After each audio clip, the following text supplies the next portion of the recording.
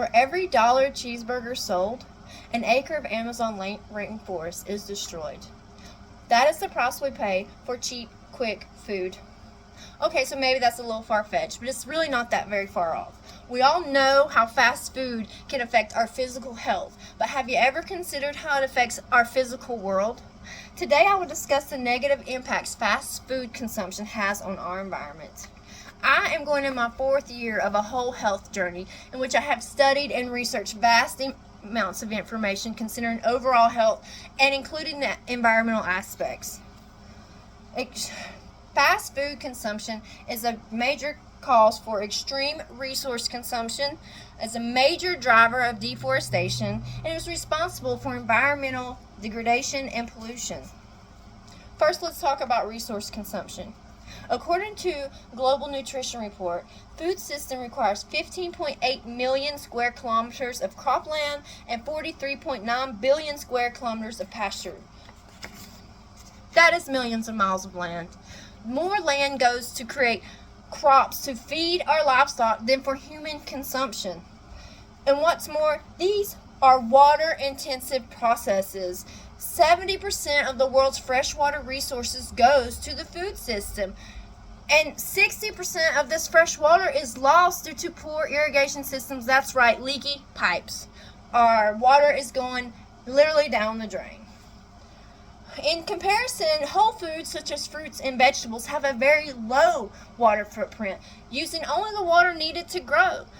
While fast food needs water to grow, you gotta wash it, you gotta cook it, transport it.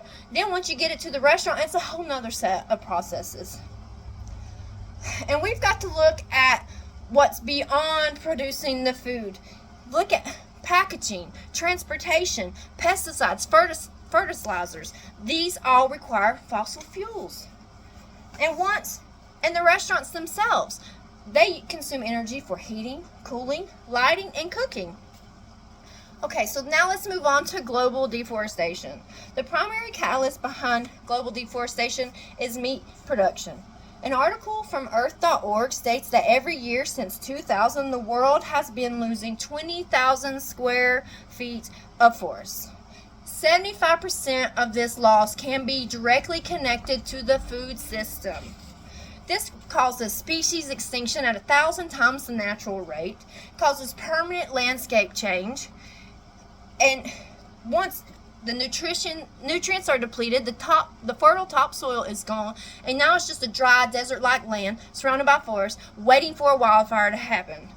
And you cannot industrialize meat production. You cannot mass produce meat. These are living animals. These are not mechanical parts. If you were to look at an aerial view of a cattle ranch, it would be much like looking at an ant farm. Bodies, miles and miles and miles of bodies on brown, dry dirt. When cows eat grass, no greenery inside, and that's a whole nother speech. So let's look at environmental degradation and pollution. What is degradation of the environment? It's deterioration through depletion of natural resources and disruption of ecosystems. These are harmful and undesirable effects. This causes pollution for the air, water, and soil. And not to mention the plastic pollution. Aside from packaging, there's microplastics. That's right, you are eating plastic in those burgers. And we all know plastics last hundreds of years and are really hard to recycle, but what else? What else comes with these plastics? Chemicals. According to the Food Empowerment Project, fast food packaging makes up almost half of the litter in the U.S., and to prevent leakage, many companies coat their paper packaging with perfluoroalkyls. I probably said that wrong. We're going to call them PFAs for short.